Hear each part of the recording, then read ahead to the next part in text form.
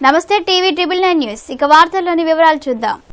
కేంద్ర ప్రభుత్వం అనుసరిస్తున్న కార్మిక రైతాంగ ప్రజా వ్యతిరేక విధానాలకు నిరసనగా ఫిబ్రవరి 16న జరిగే పారిశ్రామిక సమ్మె గ్రామీణ భారత్ బంద్ను జయప్రదం చేయాలని కోరుతూ ఇల్లందులో అఖిల పక్షాలు ప్రజా సంఘాల ఆధ్వర్యంలో గురువారం బైక్ ర్యాలీ నిర్వహించారు.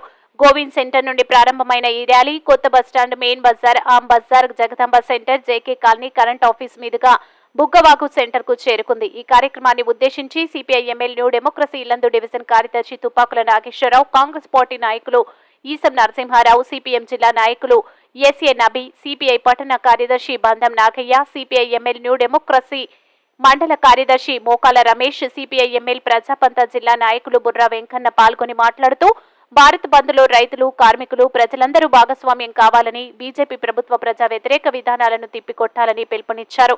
ఈ కార్యక్రమంలో అఖిల పక్షాల ప్రజా సంఘాల నాయకులు దొడ్డ డానియల్, కొక్కు సారంగపాణి, ఎండి రాసుద్దీన్, తాళ్లూరి కృష్ణ, వడ్ల శ్రీనివాస్, కాంపాటి పృథ్వీ, పల్లి సుధాకర్, రేసు బోస్, సుదర్శన్ కోరి, ఆలేటి కిరణ్, డి మోహన్ రావు, పాయం వెంకన్న, రాసాల లింగం, మంటల వెంకన్న, వలి, బొప్పిశెట్టి సత్యనారాయణ తదితరులు పాల్గొన్నారు.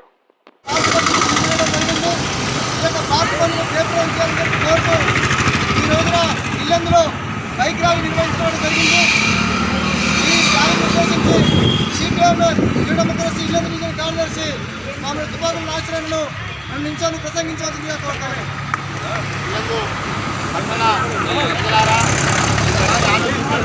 ఇవాళ మోడీ ప్రభుత్వం దేశంలోనే చాలా మోస మాటలతోని వాళ్ళ ముందుకు వస్తున్నాడు. 42 చట్టాలను కూడా వాళ్ళ పాలన సందర్భంగా రైతులు ఊరేగింపు చేస్తుంటే లాఠీ చార్జ్ పూర్తంగా లాఠీ చార్జ్ కూడా మోడీ ప్రభుత్వం చేపించింది. దానికి నిరసనగా రేపు భారత్ బంద్ని జయప్రదం చేయాలని ఇల్లందు పట్టణ వ్యాపారస్తులు, ఆటోలు, మోటార్లు, లారీలు, బస్సులు, కిరాణా వాళ్ళు కూడా మొత్తం రేపు భారత బంద్కు మద్దతు ఇవ్వాలని, అట్లా మద్దతు ఇచ్చినప్పుడు ప్రజలు ప్రజాస్వామికవాదులు కూడా మిమ్మల్ని నమ్ముతారు. ఇవాళ బీజేపీ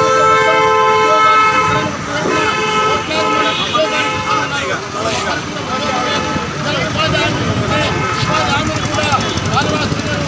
కాబట్టి ఇవాళ దేశవ్యాప్తంగా బీజేపీ పార్టీ అన్ని రాజకీయ పార్టీలు కూడా బంధువులు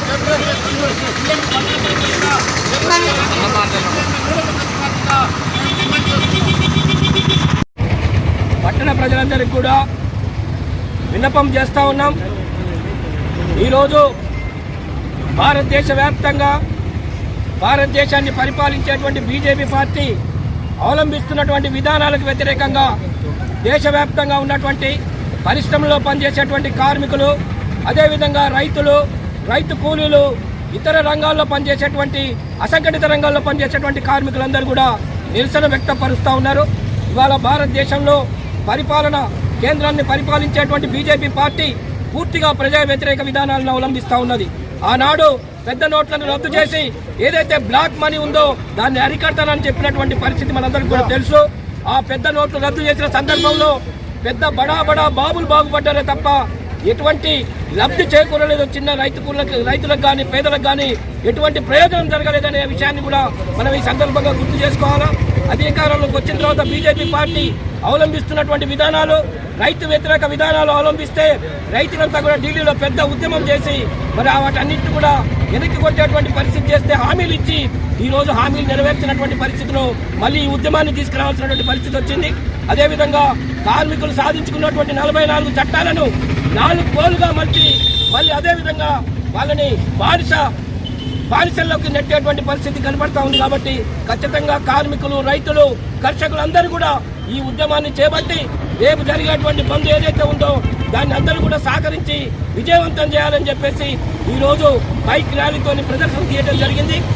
ఏదైతే ప్రజలు కోరుకుంటా ఉన్నారో ఆ విధంగా పరిపాలన ఉండాలని చెప్పేసి ప్రజలందరూ కూడా ముందుకొచ్చి స్వచ్ఛందంగా బంద్ చేస్తా ఉన్నారు. కాబట్టి భారత కమ్యూనిస్ట్ పార్టీగా, సిపిఐగా మేము కూడా ఈ యొక్క కార్యక్రమంలో రైతుల్ని, కార్మికుల్ని, కర్షకుల్ని అందరినీ కూడా భాగస్వామ్యం చేస్తామని చెప్పేసి ఈ సందర్భంగా తెలియజేస్తా ఉన్నాం. వార్తలు ఇంతటితో సమాప్తం. మళ్ళీ తిరిగి ప్రసారం అయ్యే టీవీ ట్రిబుల్ 9 న్యూస్ లో కలుద్దాం. అంతవరకు సెలవు.